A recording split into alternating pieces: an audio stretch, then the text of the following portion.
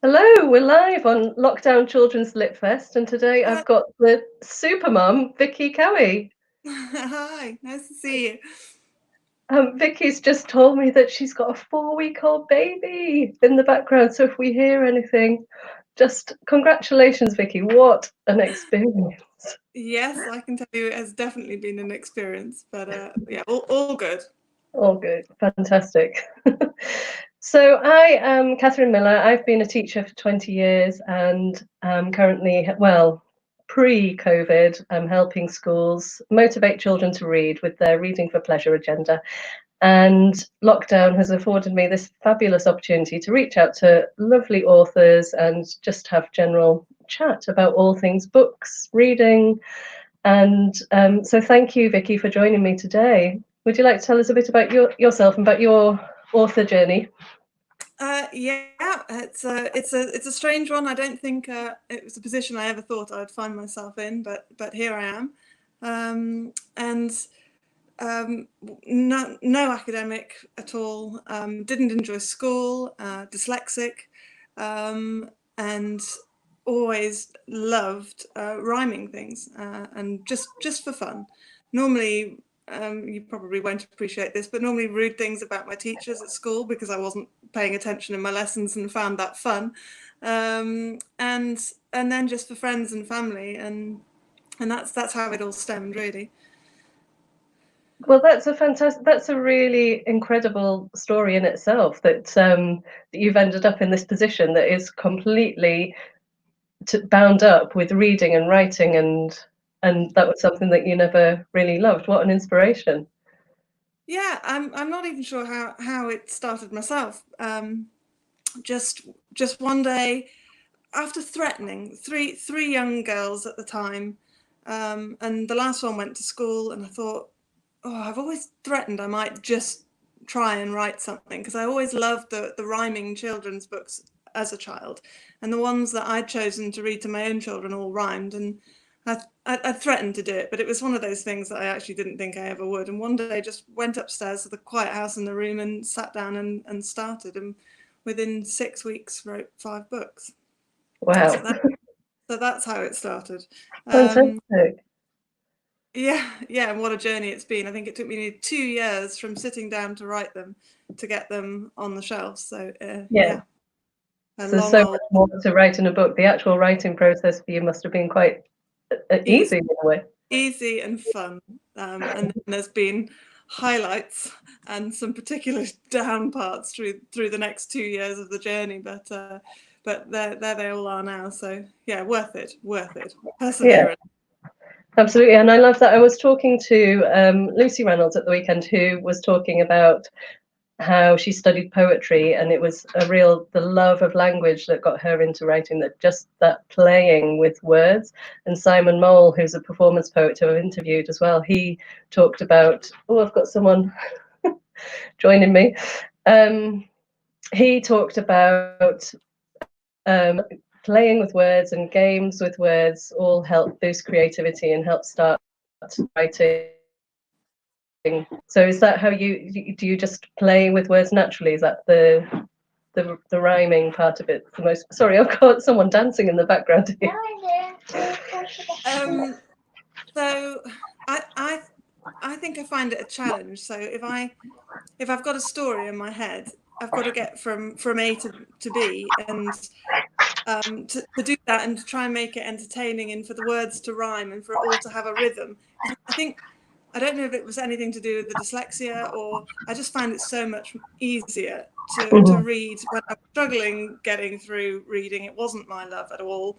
I find it so much more entertaining and easier because your mind can almost guess the word that's potentially coming up at the end. And I've had a lot of feedback from parents actually who have had similar experiences, and that the rhyming and the rhythm is helping the child because they almost can predict what's coming.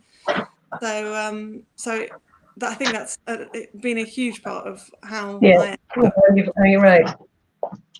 So when you were a child, was there any particular book that you said that you didn't enjoy reading? Do you remember what are your reading memories as a child? Roald Dahl's Revolting Rhymes. definitely was a turning point. And then a lot of the other stuff that he wrote, because he seemed to be the only sort of person at the time that was just that little bit edgy, was prepared to talk about snot or like the twits when they've got food stuck in their beard. He was just pushing the boundaries ever so slightly from the sort of Peter and Jane and all of the other things that you were being made to read at school.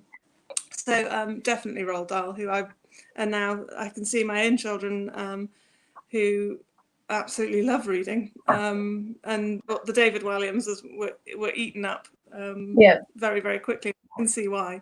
Yeah. So again, that theme's always been there. It's the rhyme that's drawn you to the words. Yeah, definitely. We used to have a silly game we would play as a family, and I'm one of 10 children. There's masses of us, and when we all get together, which isn't very often, quite often one of us would have to stand up and say a poem about, and you'd have to include everybody that was sat around the table. And again, that challenge and saying something that was going to make people laugh about everybody, it was always there. Yeah. So, you play that with your own children now? No, they're not quite old enough, I don't think. We could be there for some time. That sounds quite a challenge. So tell us about your books. That you've written 5 books, and they're all about different characters, aren't they? Yeah, they're not related to the 5 books. Some of them are based on British mythology. There's a bit of brownies and the Scottish Kelpie. And again, I'm not really sure where I plugged that one from. I honestly think I just sat down and Googled it, and then as soon as anything appealed, then my mind would start sort of going over time, and I can wake up at 3 o'clock in the morning and come up with a new line or a different twist. So yeah, 5 of them, probably aged between, I don't know if they're being read to 3 to maybe 8 or 9 if they're reading them themselves. Lots of sort of twists in the tales, and some sort of just touching on sort of some bits that if you're reading it as an adult will make you giggle as well as hopefully appealing to the children. Yeah, fantastic. And do you have a particular favourite? No, I think it all depends who I was reading it to. If you gave me the child and what they were interested in, I could immediately pick which one of the 5 that I would suggest. They're all of them based on my life experiences, I suppose. So it might be somebody funny that you've met, or the place you're surrounded in. I mean, I've always been a keen horse rider, so writing about the Kelpie, which comes in the form of a horse, was pretty obvious to me, and again appealing to kids, because how many kids love their ponies and have aspirations to do stuff with them. And yeah, absolutely. Books about that have characters that are animals are very appealing to children, because you can, well, as a writer, you can play with feelings and emotions, and children can read them on a level that then they absorb, and they can learn how to be a human from these animal traits that they're picking up in the books. Do you think that's right? Is that been the experience that children have had when they've read your books? Yeah, definitely. I mean, Melvin the Mole, who's supporting me here in the background, is all about an ex-military man who is absolutely sick of these molehills appearing on his lawn. So the whole book is about him trying to blast this mole out of the earth and doing anything he can to try and get rid of the mole. But then, of course, Melvin wins at the end of the day. But yeah, definitely all based on life experience, and I think just friends and family and your surroundings. I'm very lucky and live in the middle of nowhere and have lots of green grass and animals around me. So definitely use that as a tool, really, to come up with the ideas. And have you written anything since? Are you a writer who gets up every morning and writes for 4 hours? And I mean, I take it not at the moment at all. At the time, no. I've always got ideas going on. I've written another 3. 2 for a similar age group, and 1 that would go older, sort of 11, 12, I would think, all rhyming again. So yeah, watch this space. Hopefully I'll get those out before too long. But it's almost like a guilty pleasure for me if I've got the ideas and if I can steal some time to sit and write. But once I start, then I can't stop. So just lose me for 2 days and then it's done. Until the next time I feel like I can do it. So if I'm on holiday or yeah, it's just like don't talk to mummy for a couple of days. She's got her head buried in paper, pen and paper everywhere. Can't use computers at all.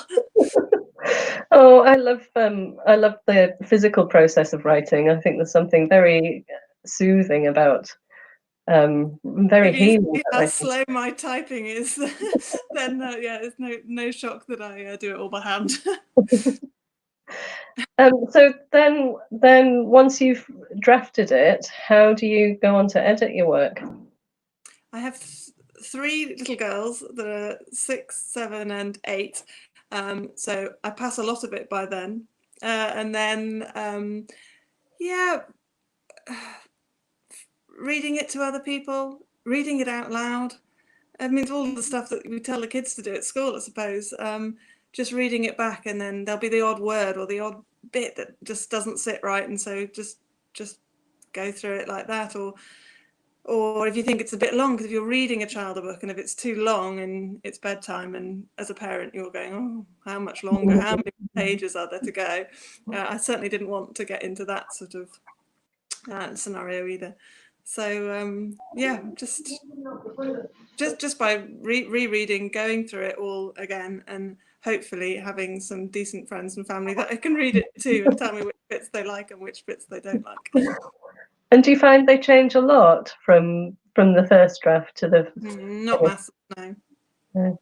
Sometimes I'll get to a point that really irritates me. Like I've come up with a whole story and I got stuck on. I like them to go out with a bang.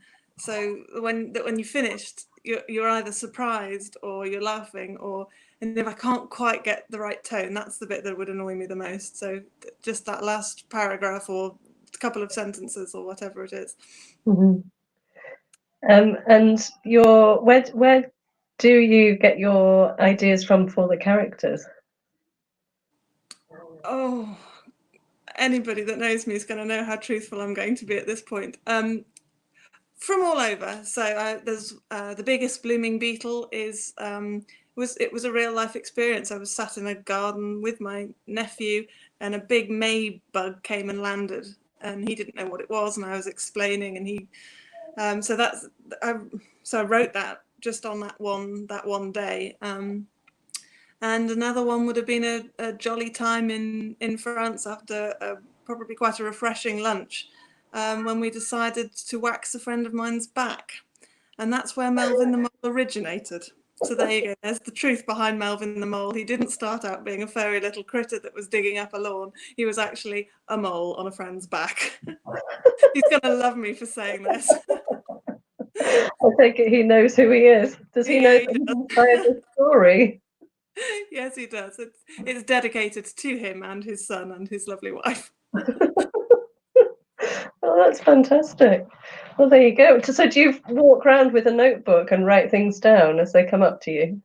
Yeah, if I'm in that mummy's got her head in her papers mode, which only takes a few days, but if I'm in that mode, I have to have a pen and paper with me, because if I think of something that I really like, I have to write it down straight away before I forget about it. So definitely have to have pen and paper on me. So they really are a labour of love. And do your children copy you? Do they write as well? Are they creative? They're nothing like me. I mean, they're not struggling at school, which is a great thing. Or maybe schools are just better these days at dealing with. I would hope so. Well, yeah, it wasn't good when I my first prep school. I mean, Christ, I was just it was hard going. Just told off because I couldn't spell, and terrible at maths, and but by the time I got into secondary school, we had the help and support in place, so it was a lot better. And actually, I ended up doing English, so, well, doing okay in English. But yeah, it was quite a brutal place to be as a little child. But yeah, whether my children, I mean, they do write, and I think they're probably more enthusiastic because they know mummy writes. So whether it's them sort of a little bit playing, well, mummy can do it, so I'm going to do it too. And so they do a lot of writing. All three of the girls, anyway, who are older, obviously. Little tiny Tom, who's screaming for his bottle, isn't yet. He's not yet taken to the paper and pen yet. Oh, so tell us about this. How's your lockdown experience been? Well, COVID baby was, I would say, up there with one of the worst parts. I got so stressed. The prospect of being taken into a hospital. I've had the other girls at home, but if anything went wrong, then to go to hospital and not be able to have your partner with you. I mean, and it was baby number 4 for me. I just felt for everybody that was going in first time, and you've got a matter of hours with your partner, or some places I believe they're not allowed in at all. So that was really stressful. But on the flip side, we're all at home. So the first 4 weeks of his life, he's been here with Dad and his 3 big sisters who, so on the flip side, it's been lovely because we would never have been able to spend this much time as a family all together. Just getting to know each other. Yeah. And yeah, he's great. Eats and sleeps. They can't ask for much more. Oh, well, congratulations and well done. I really feel for people who are having babies at the moment, because it's just not the life experience that you would hope. It should be one of the most special times. And I've got to say, if I can compare it to the other 3, then it was really tough. So yeah, not the best, but there we go. And did you find that the NHS were, how was your experience with the NHS? I had 2 very different experiences. One pretty horrendous, and left me in a whirlwind of emotions and worry, and then an absolutely fabulous experience in the end at Leeds General Hospital, and they were amazing. So yeah, certainly made up. Yeah. Well, I'm really thrilled that it's all ended well and you've got this wonderful baby. And yeah, no, all good. And I think there's one thing that you do learn, and well, certainly with working with Charlie Mackesy, doing the illustrations, was that the mental health is important as any health. So it was, yeah, it's been a really interesting time to be doing what I'm doing, seeing his book come to life, and the help that's given to people in this lockdown time. Yes, yeah. And I wanted to ask you about your collaboration with him, because when I've spoken to other authors who have written picture books and worked with an illustrator, well, everyone's experience is obviously unique, and some people work very collaboratively, as in, it's a joint project from the get-go. Other people, it's a very separate process. How was your experience working with an illustrator? So when I met Charlie, he wasn't so much as an illustrator as an artist and sculptor. So if you think we're going back sort of, well, it's been 3 years this summer, so it's long before The Boy, The Mole, The Fox and the Horse. And I don't think he was in a great place at the time. And we met, and we were just meant to be doing the illustrations for Kevin the Kelpie. And he hadn't realised there were even 5 books, but we ended up sitting for 2 hours and going through all 5, and he just sat sketching in front of me. And then we would meet up every few months, and he'd show me what he'd done, and then I'd say, oh, we're missing a picture of this. And it was it was very easy, and he's fantastic. So it didn't take him very long. So I feel really privileged that I got to spend all that time with him before his world went kind of crazy with his own book. Well, that must be fascinating for you, and a real treat actually to see your characters come to life in front of you. Oh yeah, it really was. I mean, I didn't really know what to expect, and I sat and read the books, and as I read, he was sketching away, and 2 hours it took him. Wow. Just to get the initial sort of ideas of what he and we would talk about what we thought the pictures might look like, and in my head and in his head they appear to look the same, so it was really easy. It was fun. That was definitely a highlight. So is Melvin the Mole any way similar to his mole in The Boy the... Well, you'd have to tell me. He looks quite similar. But, well, character-wise, I think... I think as we were talking about before, everyone has to... You glean inspiration from your life surroundings at the time, and yes, I think Melvin the Mole may well be where the mole came from. Yes, absolutely. So what has helped you? Well, obviously you've had a completely different experience of lockdown to many other people. But have you got any top tips for surviving lockdown that have helped your children get through? I think top tips to the parents is just don't stress. If you haven't got the work done, give yourself a bit of a break.